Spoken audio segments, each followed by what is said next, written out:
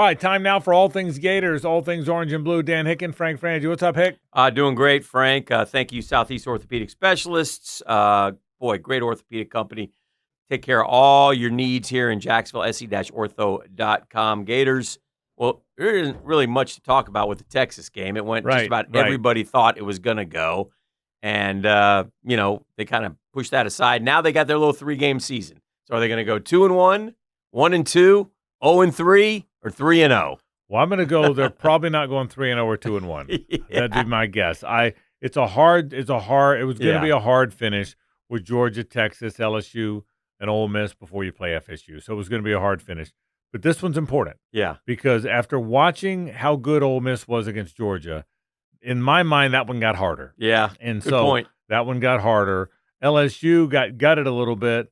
Lagway, we think, comes back. We're recording this on Thursday now, 2 days out, but we think Lagway comes back, and I hope he comes back. Frank, I watched Montrell Johnson warm up before the Florida-Georgia game, and I thought he was coming back that game. Yeah. And then he didn't come back. And then the next week he didn't come back. Well, I'm still waiting for him to come back. We had a Trey Wilson game where he warmed up the whole time in uniform. He didn't come back. Right. So you never know. Yeah, listen, I said this before. This is no knock on Aiden Warner. I know he's a wonderful kid. Sure. And he went to Yale, and he's smart, and his parents went to Florida, and he's probably going to be the president one day. Yes. And he did the best he could, Sure. and I appreciate Aiden, how hard he tried. I mean that very sincerely. But Florida can't be in a position where they put an Aiden Warner out there against a good team. Not at this level of football. They're not going to win. Fault. They're not going to win. No. And it's going to be tough for him, too. Mm-hmm. It's a tough position to put Aiden in. So somehow you gotta. We'll talk about this down the road in a bit, but you got to get in a position where you don't have to do that again. Right. But for the here and now, you need Lagway. If Lagway plays against LSU, Florida's got a chance. Yeah. I don't know if they're going to win, but I mean the line's 4, and if you have a chance, that's stunning. I think that line's way lower than I thought. Yeah, I think the injuries though have caught up to them a little bit. Right, they're missing so many guys, and you look at the SEC mandates. They put out an injury report, and it's out, and then you got 4 questionables, including Lagway. Badger out of nowhere last week. He didn't play. George on the offensive line. He didn't play.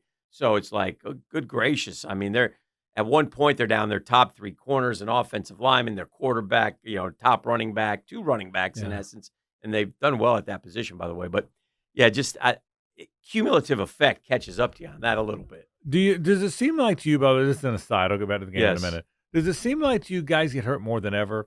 I mean, weird. I mean, in the 90s, you never worried about would Werfel be healthy, would Fred or Terry Jackson be healthy, would Ike or Riedel, would Fred Weary or Anthony Lott or Tico Brown? Yeah, they were always pretty much going to play. Yeah, does it feel that way, or am I just having? Is it revisionist history? I mean, it just seems like you didn't have to back in the day.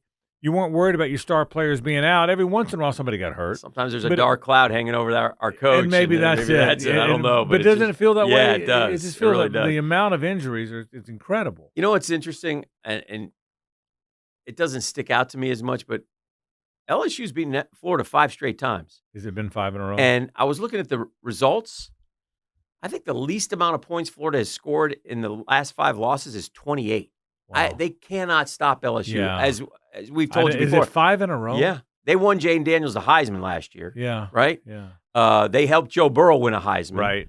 The last one they won was when Joe Burrow was a junior in the Swamp, I think. Wow. I did not realize it had been 5 in a row. But now that you say it. And it's like 42-32, 52-45. I mean, it's like some high-scoring tilts. I remember the Hurricane game that got changed. Yeah. Had to play in Baton Rouge that year and won in the all-orange uniforms. Don't forget this one. Yeah, and that one changed. That changed the program, man. Yes. I think the shoe throw changed the program. It did. But to this, we got to talk recruiting and basketball and some other stuff. But to this year's game, I do think this: if Lagway can play reasonably like Lagway, I don't expect him to take off and run like Milroe did or the A&M quarterback did against LSU. But if he can play where he's not totally prohibited, and I get the hunch he's headed to that. Yeah. I think Florida can be in this game. I think LSU's a good team. They're not a great team. Here's my biggest concern. The season started high expectations. Florida laid an egg. Awful against Miami, awful against Texas A&M. Mm-hmm. Then when people started to think they weren't going to be very good, they play really well against Mississippi State and UCF and Kentucky and Tennessee and Georgia because they have this chip on their shoulder. Mm-hmm. Well, now people start thinking, after the Georgia game, a little bit after the Tennessee and Kentucky game, but really after the Georgia game, people said, okay, he's turned the corner. and then they laid the ultimate egg at Texas. Now they're playing without a quarterback. Yeah. So now a lot of people think Florida's going to win Saturday. Now they're underdogs, but there are some. When game day picks on Saturday, it's not going to be all LSU. Okay. In Texas, it was all Texas. Georgia was all Georgia. Yeah. Tennessee was all Tennessee. None of those.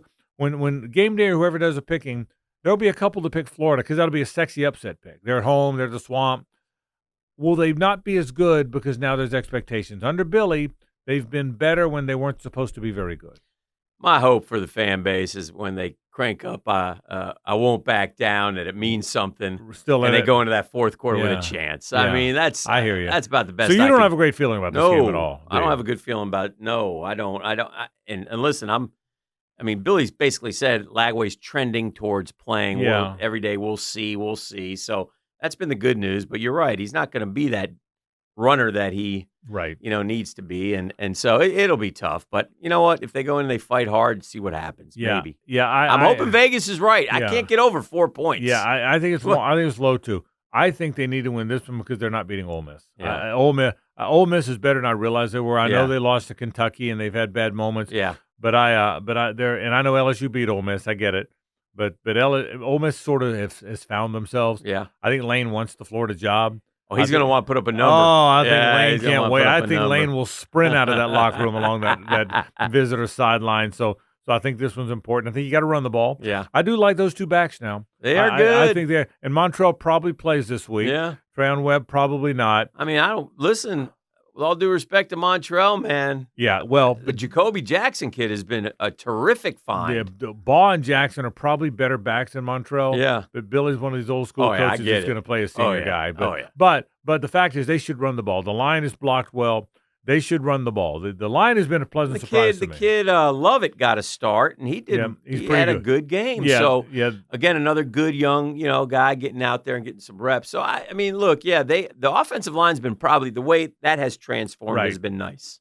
So I think they got to run the ball. They can't. What they can't do is have Nussmeier. Nussmeier's a good quarterback. He's worked his way into the first round conversation. What they can't have is him killing them over the top. Yeah. They can't have 80 yards, 70 yards, 60 yard, boom, boom. Right. Yank your heart out, big plays. Keep him in front. Keep him in front. So I think that's a big part of the game. I think Lagway's got to be healthier. They have no chance. Lagway's got to play well, too. Yeah. A good Lagway game now has been that 7 of 14 for 200 yards. Yeah. Well, that's fine because you're still hitting some deep balls. But at some point, Lagway's going to have to have a 19 of 24 game. Yeah. And with some checkdowns in there. Yeah. That's how real quarterbacks play. So there's going to have to be some of that.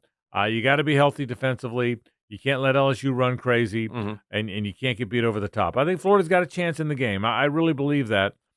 But I do think Florida's not blowing out LSU.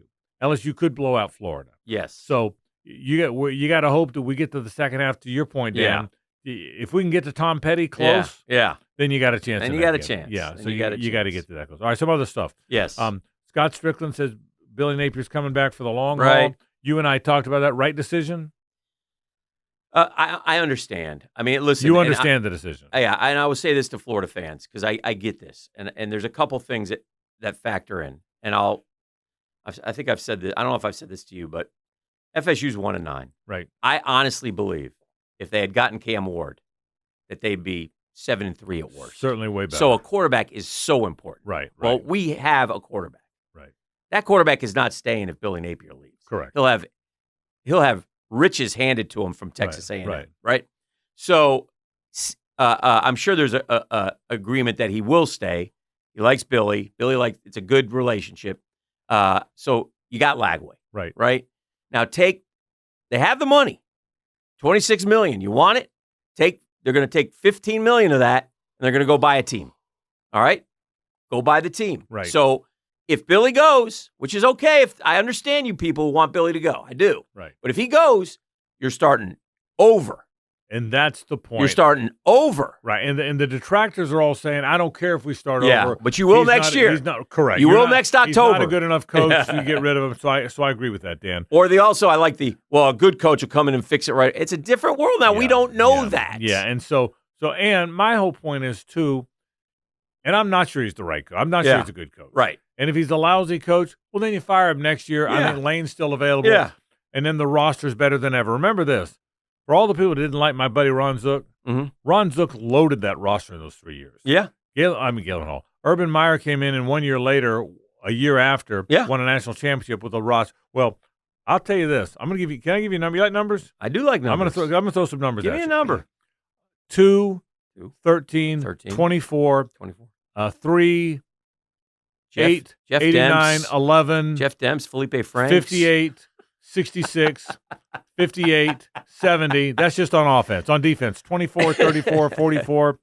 There's another 4. 94, 6, 8, 10, 13, 14, 27, 28, 25, all on defense. That's a lot of numbers. About 30 numbers.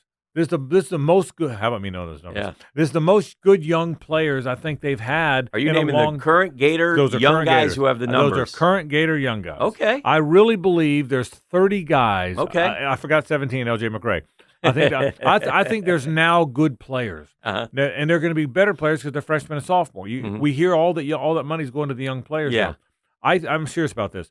I think there's more good young players, quarterback, bunch of running backs, bunch of receivers, better offensive line than we thought, bunch of defensive linemen, linebackers. I think there's now young players that finally Florida's got a base of talent. Well, I'm not saying if Billy got fired, they'd all go away. Yeah. But I do think a lot of them would, though, Frank. Some of them would. Yes. Including the quarterback. Yes. And now you've got enough guys there now that if you give the guy another year, if he flames out again, you fire him next year. Right. Lane Kiffin's still there. If that's your guy. I promise you, Lane isn't leaving.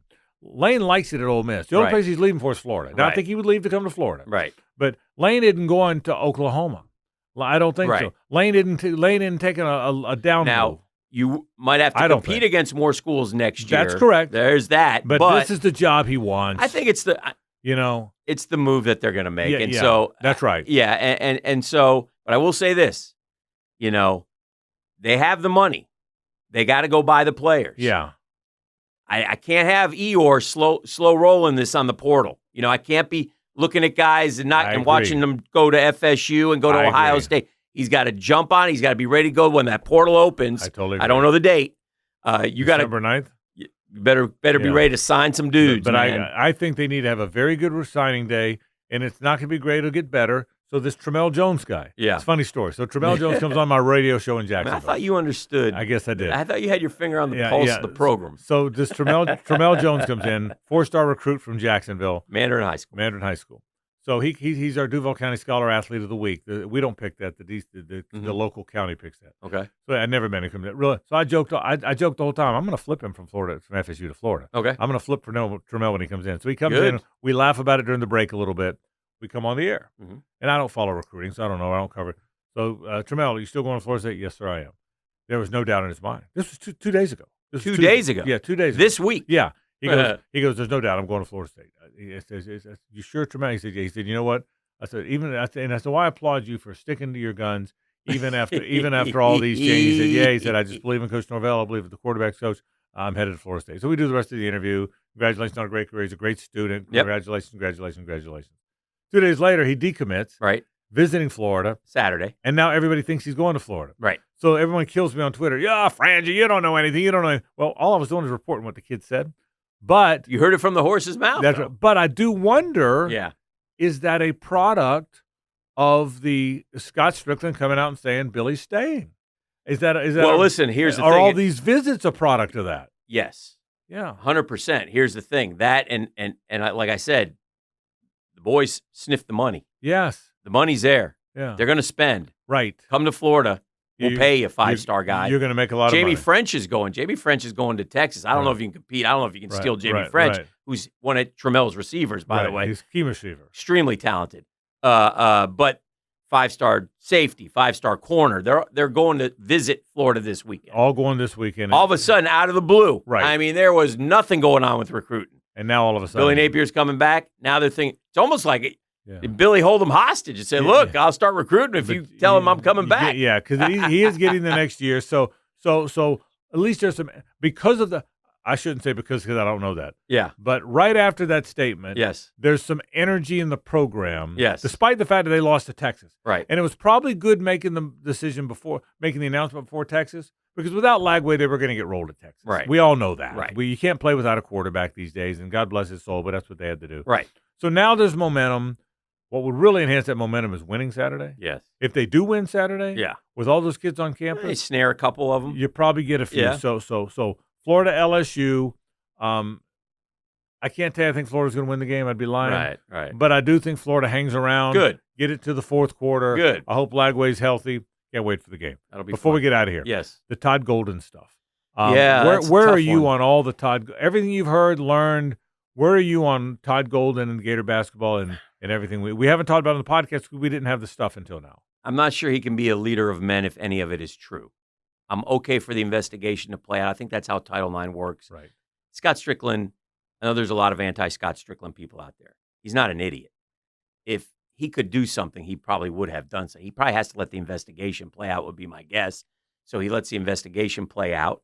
Todd Golden did release a statement and used the word defamation. That's a powerful word. And he named the attorney. Yes. Yeah. So I do know that some of the there was like some ESPN personalities mentioned in there. There were there were two who there were know nothing about this. The ESPN personalities were not mentioned in the what was publicly made possible. Right. Then some other whistleblower document went going around. Right. Got around that named a bunch of people. Right.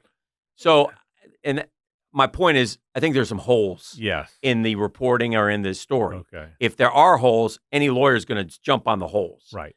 I haven't heard of any type of criminal investigation. Have you? No. Were any laws broken? Right. It doesn't seem like it. No. But now Title IX by NCAA standards is a law. Okay. But it's not a law of the land. Yes, like the police are not involved. Right.